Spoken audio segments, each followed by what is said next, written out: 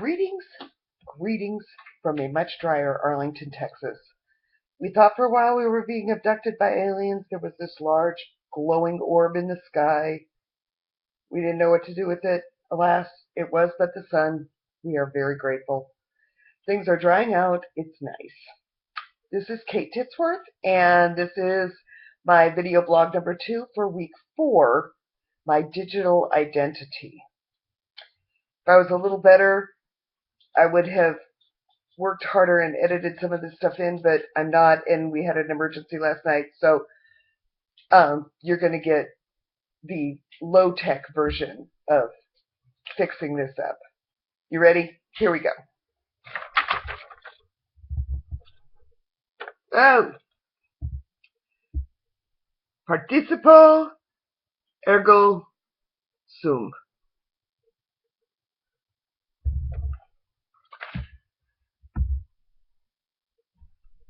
I joined Facebook in 2008.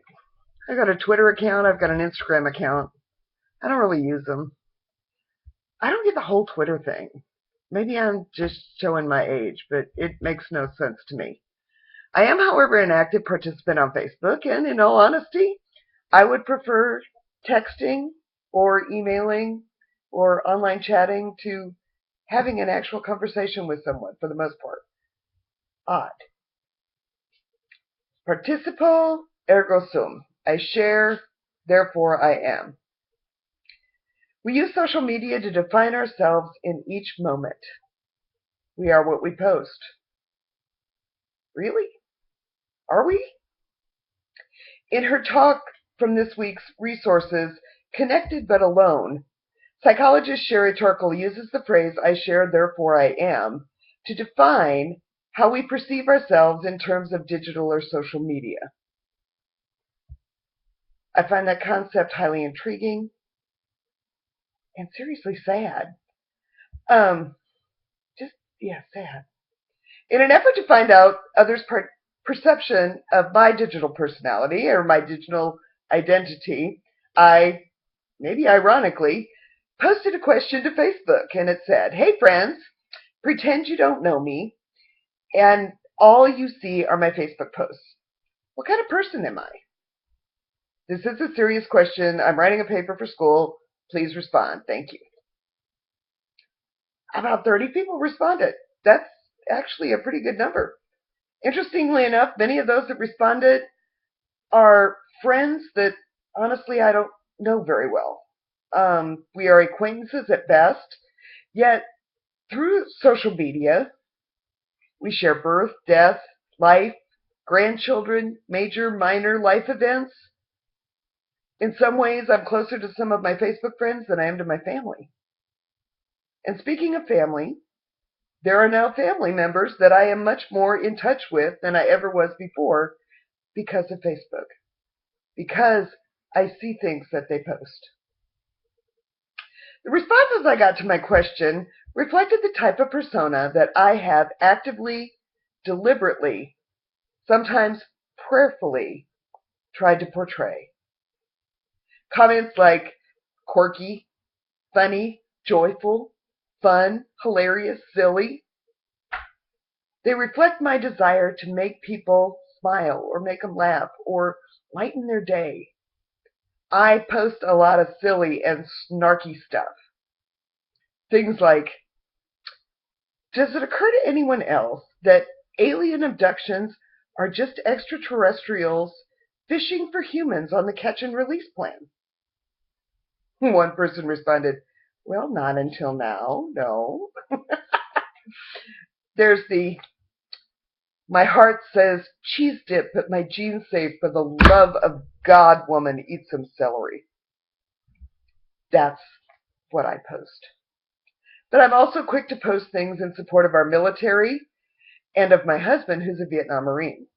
I often post concern or support for those affected by natural or man-made disasters, which led to some of my friends to respond that I am compassionate, sensitive, and giving. And there are very few of my Facebook friends who don't know that I'm a grandmother, or that I have an active faith, or that I'm a musician. I started out many, many years ago as an acting and directing major at Southern Methodist University.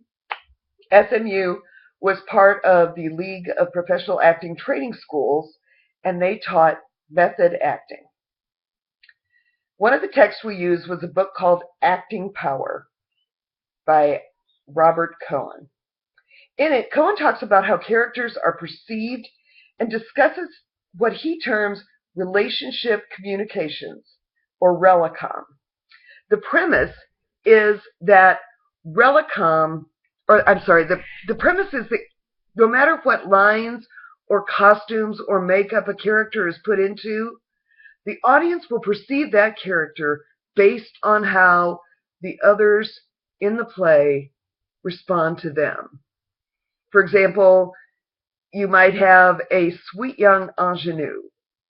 Now, maybe she is meant to be a sweet young ingenue, but all of the other characters in the play treat her like she is an evil, backstabbing witch.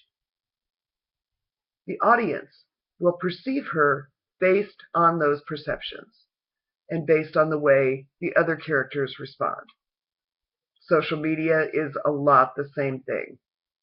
My profile, next page. My profile, pictures, or my avatars, they reflect who I am. Silly, funny, musical, spiritual, family, smart, wife, mother, grandmother. I have been called real, unpretentious, bold, smart. People have told me, I can't wait to read your posts. They're just so honest, or they never fail to make me laugh. But it can backfire as well, and I know I have stepped out of my assigned Facebook box when I post something that gets no responses.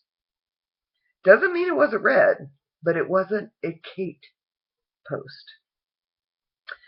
In a world where so much of life is based on pretense or on perceived value, I would prefer to share light, joy, sunshine, little humor, whatever you want to call it. I would also much prefer to undershare rather than overshare. I don't want to pepper my friends with the minutiae of my life. As my dear and wonderfully sarcastic friend Marcy once said, I don't post that kind of stuff. I just don't think I'm that interesting. Are we what we post? If we are, I think I'm okay with that. Thanks.